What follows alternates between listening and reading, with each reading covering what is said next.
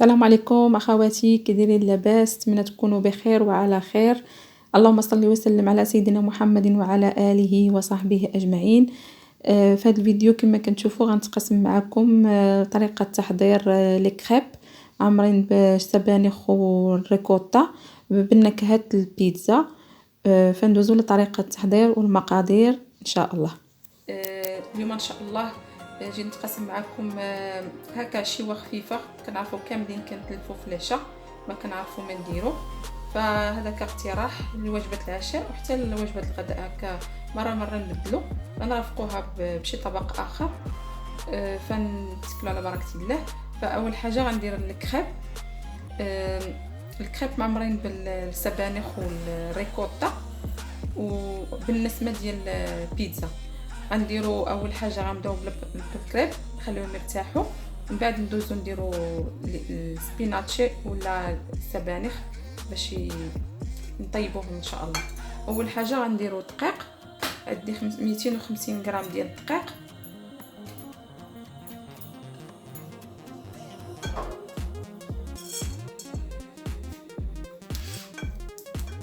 الملح، عندي 2 بيضات،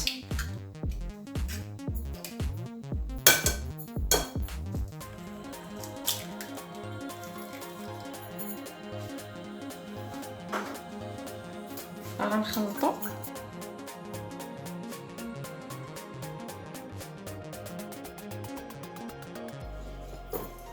عندي 200 مليلتر ديال الحليب،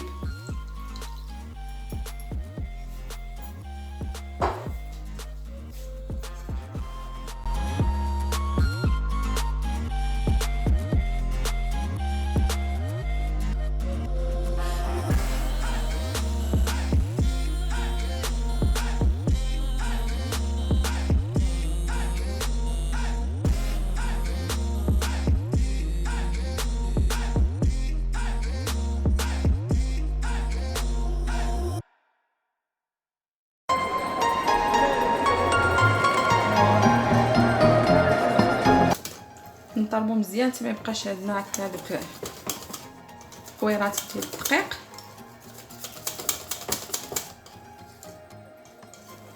عندي هنا 250 مليلتر ديال الحليب، عفوا ديال الماء، غنضيفو تدريجيا.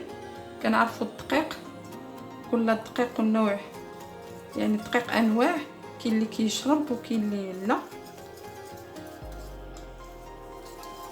فالخليط ديال لي كريب خاصو يكون سائل، ميكونش عاقد، يعني يكون يعني سائل على الخليط ديال الكيك، ما يكونش بحال الكيك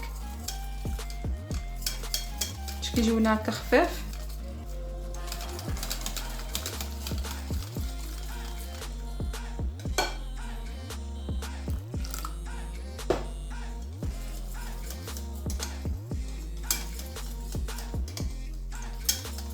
هذا هو الخليط هكا يكون سائل.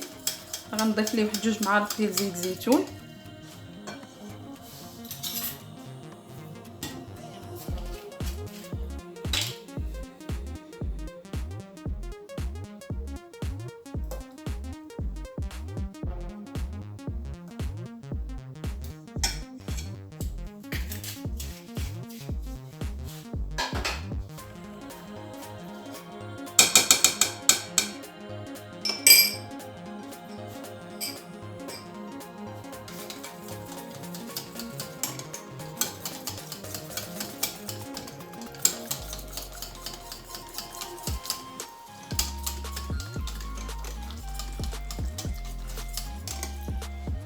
غنخلي هذا الخليط نحطو هكا على جهه وندوز باش نحضر هكا السبانخ.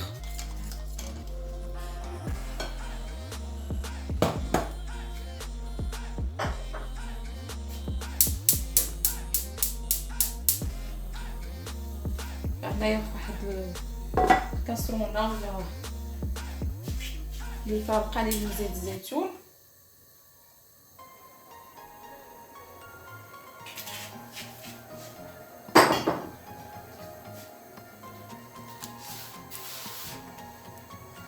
ما كتشوفوا هنا درت شويه زيت زيتون.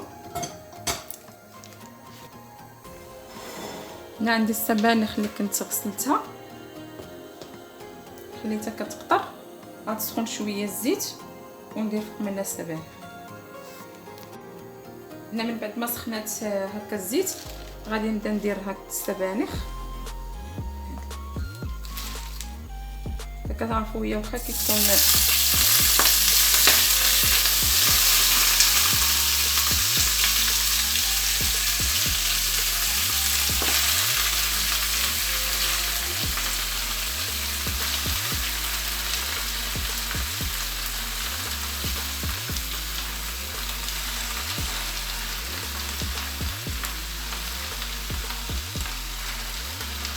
الحجم ديالها كيقل ملي كطيب.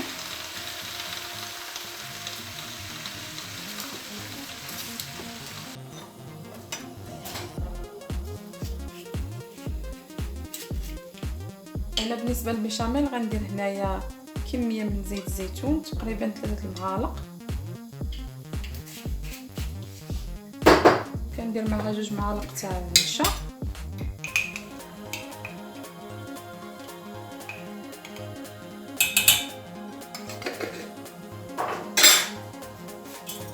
نحركو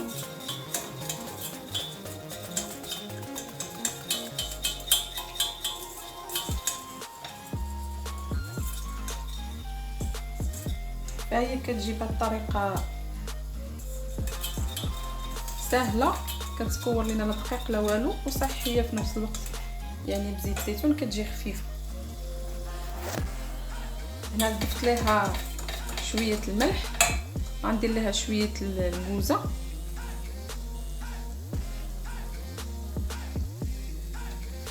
راس المعلقه كتنسمها. نبدا نضيف الحليب بشويه بشويه. عندي هنا تقريبا واحد 300 مليلتر 350.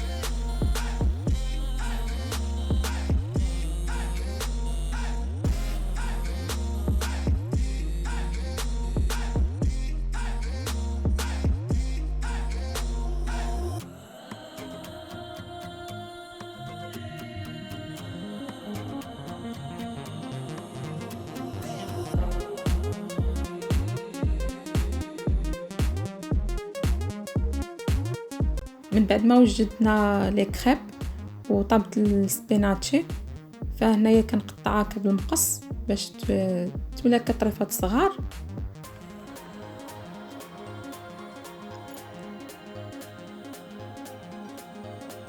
غنضيف عليها الريكوتا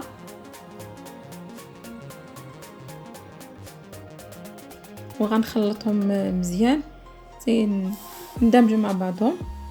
كتكون سبيناتشي يعني كنكونوا نشفناها من الماء، تكون ناشفه تماما من الماء، نخليوها حتى كتشرب الماء كاع اللي فيها. كنديروا لها سبيناتشي. هذه الموتزاريلا غنضيفها مع اللي حكيتها غنديرها من الفوق، واللي قطعتها شرائح غنعمر بها لي كريب مع الخليط ديال السبيناتشي والريكوت. هنا في اناء كيدخل الفرن دهنته بالقليل، يعني درت كميه وشويه ديال زيت الزيتون. غنضيف عليها الصلصه ديال الطماطم. انا كانت عندي هنايا الصلصه الواجده، نقدروا نديروا يعني ديال الدار تكون طيبه، نطيبوها في شويه الزعتر وزيت الزيتون. هنا يعني عندي صلصه واجده، درت زيت الزيتون والزعتر. ملي كتدخل الفرانه مع السخونيه يعني كطيب في نفس الوقت، يعني كتنسم بداك الزعتر اللي درنا معاها.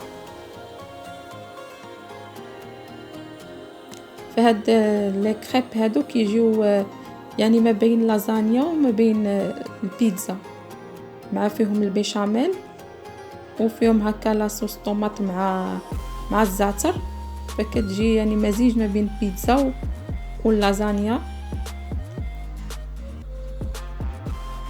يعني كيجي الطعم ديالو مغاير.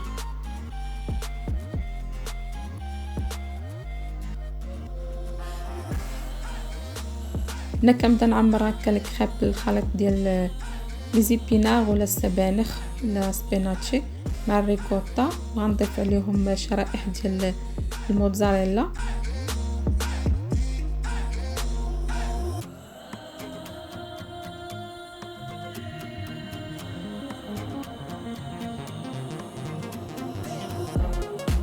صافي غنبدا هكا نلويهم على بعضهم ونستفهم في الاناء اللي غندخل نطيبو في الفرن.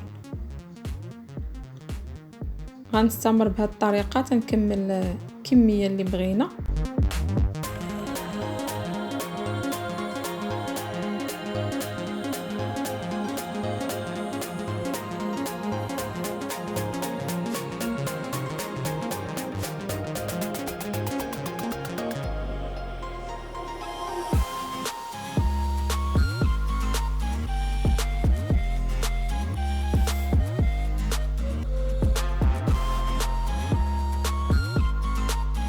بعد ما كملنا الكميه اللي عندنا ديال الخليط ديال السبيناتشي، غادي نديرو من الفوق البيشاميل، نحركها شويه منها بردات.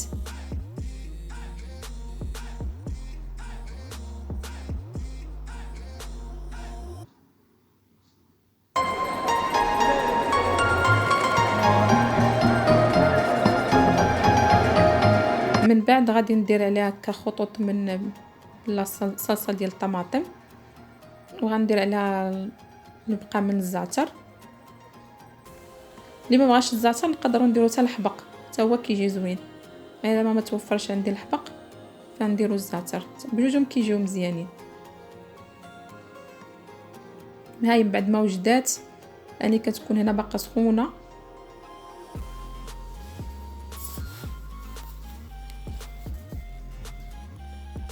كنديروها في الفران لمده تقريبا 20 دقيقه. هو كلشي طيب يعني غير الجبن كيدوب وهذيك الطماطم يعني كتشرب النكهه ديال الزعتر، وكنخرجوها. هنا من بعد ما قطعتها كانت باقا شويه سخونه يعني دافيه، فكتكون هذيك الموتزاريلا كتكون سائحه سائحه، كتكون كتبان هكا دايبه، فكيجي لذيذ. وهذا كاقتراح يعني هكا لوجبه العشاء ولا الغداء. فنتمنى ان الفيديو يكون عجبكم واستفدتوا منه. ما تنسونيش من التعاليق ديالكم واللايك والتشجيع. اللي ما مشتركش يشترك ويفعل الجرس ليصلكم الجديد ديالي، والى فيديو قادم باذن الله.